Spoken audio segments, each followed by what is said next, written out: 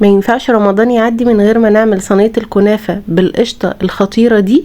وهقول لكم تركات التسويه اللي تطلع معاكم باللون الذهبي الخطير ده. تنسوش اللايك الجميل اللي زيكم وكومنتاتكم الحلوه، وتشتركوا في القناه لو اول مره تشوفوني، وما تنسوش تقولوا لي بتتابعوني من اي بلد. معايا نص كيلو كنافه انا حطيتها في الفريزر عشان اقدر اكسرها. ممكن تقطعوها في الكبه، ممكن تسيبوها شعر زي ما هي وتقطعوها بايديكم وتبقى ناعمه اللي انتوا حابينه. حطيت عليها سكر بودر، ممكن ما تحطوش بس بيساعد على التسويه وبيديها لون حلو قوي. تمام كده.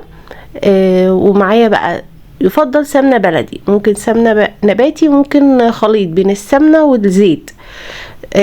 تقريبا بتاخد نص كوبايه سمنه. تمام. هغلف الكنافه بالسمنه كويس قوي.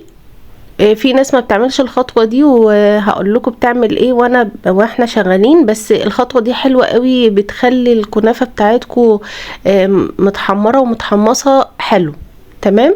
انا هنا حسيت ان هي لسه محتاجه، يعني هي تقريبا اخدت مني نص كوبايه وحبه صغيرين. غلفتها كويس قوي. ومعايا الصينيه دي مقاس 30 دهنها سمنه.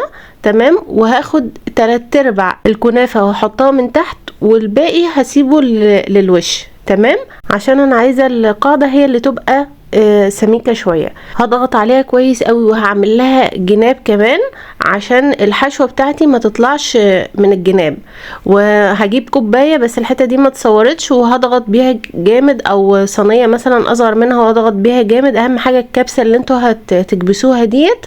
تعالوا نعمل القشطه بتاعتي الخطيره اللي بستخدمها للكنافه للجلاش، بجد خطيره. معايا 3 كوبايات لبن وعليهم 3 معالق نشا، معلقه لبن بودر، ومعلقه كريم شانتيه. بس بيودوها في حتة تانية، هما اختياري بس بيودوها في حتة تانية خالص. والسكر طبعا على حسب الرغبة.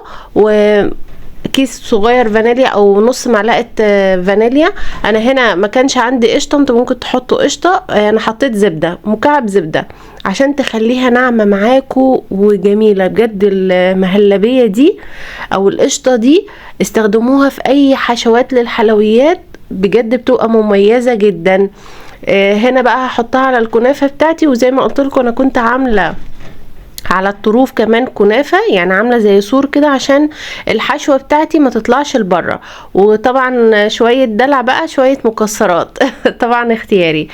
ممكن اصلا تستغنوا عن المهلبية وممكن تعملوها كلها بالمكسرات، بس بحس ان هي بتبقى ناشفة قوي. انا كده كده ما بحبش بصراحة الكنافة، يعني ماليش فيها قوي. هحط بقى بقية الكنافة فوق الوش، ومش هضغط قوي. يعني بصوا انا بضغط على قد ما اقدر، بسويها. ما تضغطوش قوي عشان الكنافة بتاعتكم ما تطلعش من الجناب، وما تطلعش يعني الحشوة ما تطلعش. تمام كده. انا بدأت هنا اول ما خلاص بقى بدأت احط الوش، او بدأت اعمل المهلبية. شغلت الفرن بتاعي على درجة حرارة 200، واول ما بتبدأ تاخد لون من الجناب بشغل الشواية تاخد لون. انتوا ممكن ما تحطوش على الوش سمنة زي ما انا بحط كده، بس انا زيادة تأكيد يعني تمام كده. بس انا تطلع بقى معايا، ما بتاخدش وقت على فكرة كبير، بس زي ما انتوا شايفين ما شاء الله. تعالوا بقى نحط لها شربات. والشربات بتاعها بيبقى تقيل. هنقول 2 كوباية سكر، عليها 1 كوباية مية، ممكن معلقة عسل كلوكوز اختياري، ممكن ما تحطوهوش. عصرة ليمونة، ممكن تحطوا فانيليا، ممكن تحطوا سمنة بلدي. تسيبوه من 7 ل10 دقايق، هيتقل معاكم وهيبقى خطير قوي، لان الكنافة بتبقى عايزة عسل تقيل. تمام كده. بس هشربها بقى وهقلبها على الجنب التاني، وهتشوفوها. انا اما قلبتها على الجنب التاني ما دخلتهاش بقى الشوايه، اخده لون، وزي ما انتوا شايفين كانت خطيره ومقرمشه من بره وطريه من جوه. لا بجد خطيره، جربوها. انا دقتها بجد يعني عجبتني، رغم ان انا ما بحبش الكنافه، وكل اللي اكل منها عجبته الحمد لله. بألف هنا عليهم وعلى كل اللي اكل منها. وانا بحب الجلاش اكتر بصراحه، بس الكنافه دي عجبتني، لذيذه وخفيفه. قولوا لي بقى بتحبوا الجلاش الجلاش زيي ولا بتحبوا الكنافة؟ بس رمضان معروف يعني كنافة. طبعا طلعت منها افتكاسات كتير، وعملت معاكم الفيديوهات اللي فاتت كذا نوع من الكنافة، ارجعوا شوفوها. وطبعا كنت عاملة معاكم اشكال كتيرة للجلاش، ارجعوا شوفوه برضو هيعجبكم قوي.